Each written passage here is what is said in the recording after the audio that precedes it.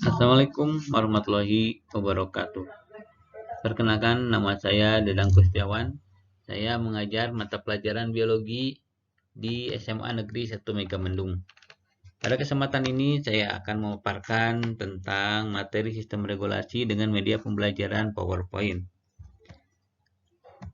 Adapun tujuan pembelajaran pada materi ini, setelah mempelajari bab ini, siswa diharapkan dapat mengidentifikasi struktur, fungsi, dan proses sistem regulasi pada manusia. Lalu mengaitkan hubungan antara struktur, fungsi, dan proses sistem regulasi pada manusia. Juga menjelaskan struktur, fungsi, dan proses sistem regulasi pada manusia, serta mengidentifikasi kelainan yang terjadi pada sistem regulasi manusia.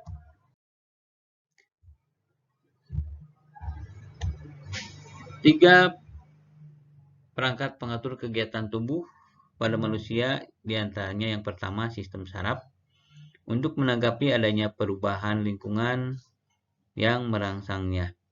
Yang kedua adalah sistem hormon, yaitu mengatur pertumbuhan, keseimbangan internal, reproduksi, serta tingkah laku.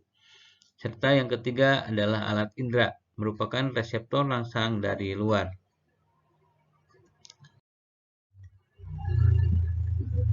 Sel saraf atau neuron merupakan kesatuan struktural dan fungsional sistem saraf yang disebut neuron. Dan neuron tersusun atas badan sel saraf, serabut-serabut saraf, dan selubung-selubungnya. Inti sel pada neuron mengandung satu anak inti besar yang kaya raya akan RNA dan sitoplasmanya yang disebut neuroplasma. Ada dua macam sel saraf, yaitu dendrit dan akson. Pada bab ini akan dijelaskan juga kelainan-kelainan pada sistem koordinasi atau regulasi. Yang pertama adalah amnesia, merupakan ketidakmampuan seseorang untuk mengenali kejadian-kejadian atau mengingat apa yang terjadi dalam suatu periode di masa lampau akibat goncangan batin atau cedera otak. Yang kedua, stroke.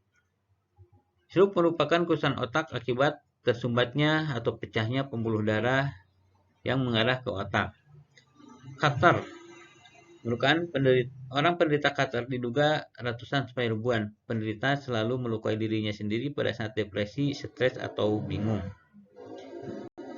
Yang keempat adalah neuritis, merupakan radang saraf yang disebabkan oleh pengaruh fisik seperti tekanan pukulan dan patah tulang. Lalu yang kelima, transeksi, merupakan kerusakan sebagian atau segmen tertentu dari medula spinalis. Kelainan yang lainnya adalah Parkinson, merupakan penyakit yang disebabkan oleh berkurangnya neurotransmitter dopamin pada dasar ganglion. Yang ketujuh adalah epilepsi, merupakan penyakit yang terjadi karena dilepaskannya letusan-letusan listrik neuron-neuron di otak. Yang kedelapan, poliomielitis, merupakan penyakit yang disebabkan oleh infeksi virus yang menyerang neuron motor sistem saraf pusat. Dan yang kesembilan merupakan neurastonia atau lemah saraf. Penderita lemah saraf biasanya pemarah, kecil hati, dan kurang tenaga.